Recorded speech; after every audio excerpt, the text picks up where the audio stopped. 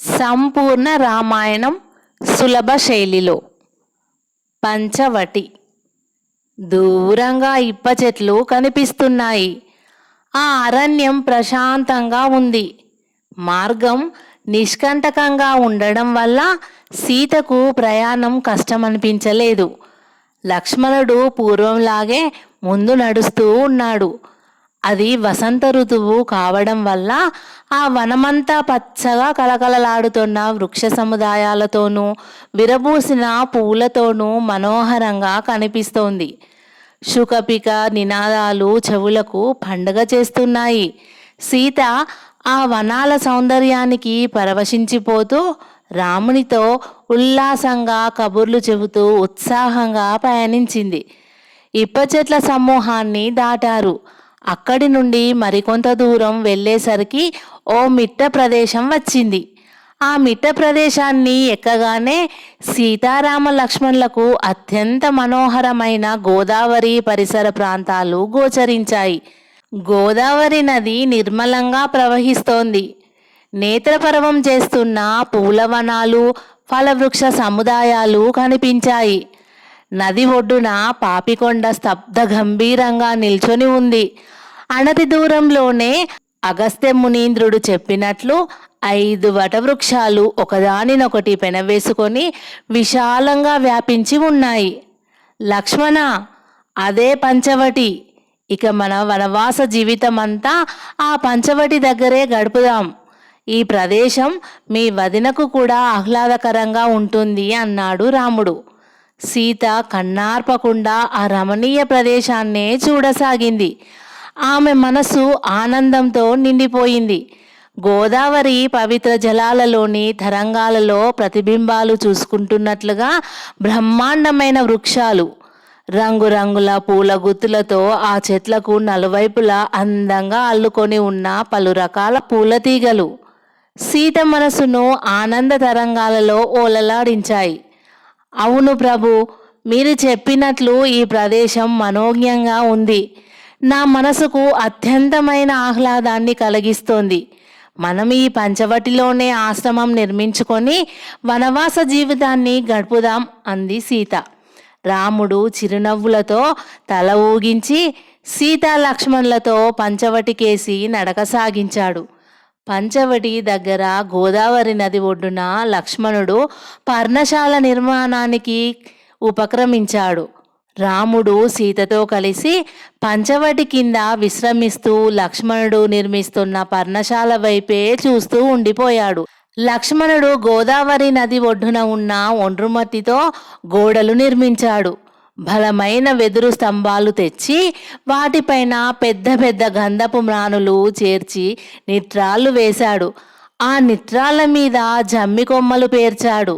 వాటిపైన కొబ్బరి ఆకులు ఉంచి పీచుతో గట్టిగా కట్టాడు.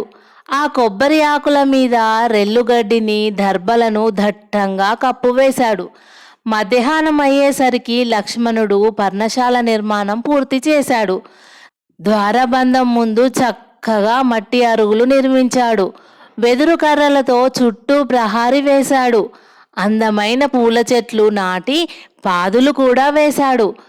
ఆ తర్వాత ఆ పర్ణశాలకు సమీపంగా తనకు కూడా ఓ పర్ణశాలను నిర్మించుకున్నాడు. తరువాత ఆ పర్ణశాలకు సమీపంగా తనకు కూడా ఓ పర్ణశాలను నిర్మించుకున్నాడు. సాయంత్రం అయ్యేసరికి ఆ 2 పర్ణశాలల నిర్మాణం కూడా పూర్తి అయింది. లక్ష్మణుడు కొబ్బరికాయలు, పళ్ళు, దుంపలు కోసి తెచ్చాడు. సీత పర్ణశాల ముందు కొబ్బరికాయ కొట్టింది. రాముడు సీతతో పర్ణశాలలో ప్రవేశించాడు. లక్ష్మణుడు వెదురు కర్రలతో, కొబ్బరి పీచుతో సీతారాములకు పాన్పును చేయడంలో నిమగ్నుడై ఉన్నాడు. కొంతసేపటికి దానిని కూడా పూర్తి చేసి పర్ణశాలలో ఓ అరలో ఆ పాన్పును అమర్చాడు. సీత ఆశ్చర్యంతో ఆ పర్ణశాలను చూస్తూ, ఆహా, లక్ష్మణుడు శిల్పకళలో కూడా గొప్ప నేర్పరే. ఒక దినంలోనే ఎంతటి అందమైన పర్ణశాలను నిర్మించాడో చూడండి ప్రభు అంది. రాముడు లక్ష్మణుణ్ణి కౌగిలించుకొని, తమ్ముడు, నువ్వు నాకు తమ్ముడివిగా కాక మన తండ్రి అయిన దశరథునిలా కనిపిస్తున్నావయ్యా అంటూ ఉండగా కళ్ళ వెంబడి ఆనంద బాష్పాలు రాలుతూ లక్ష్మణుని శిరస్సును అభిషేకించసాగాయి. రాముడు అలా తన మరిదిని పొదివి పట్టుకొని ఆనంద బాష్పాలు రాలుస్తూ ఉండగా సీత దగ్గరికి వచ్చి, ప్రభు, లక్ష్మణుడు తన పుత్రధర్మం తాను నెరవేరుస్తున్నాడు, కానీ మనమే మాతాపితృల ధర్మాన్ని నెరవేర్చలేకపోతున్నాము. ఆకలిని కనిపెట్టి వేలకు పంచభక్ష పరమాన్నాలు వడ్డించలేకపోయినా కనీసం గంజినీళ్లు కూడా కాచిపోయలేకపోతున్న నిర్భాగ్యురాలిని. ఇదే సుమిత్రాదేవి అయితే లక్ష్మణుని ఈ స్థితిలో చూసి ఎంతగా తల్లడిల్లిపోయేదో కదా అంది విషాదంగా. లక్ష్మణుడు సీతారాముల పాదాలపై ప్రణమిల్లి, అన్నయ్య, నువ్వు వదినే నా గురించి ఏ విధమైన విచారము పెట్టుకోవద్దని మీకు ఇంతకుముందే చెప్పాను.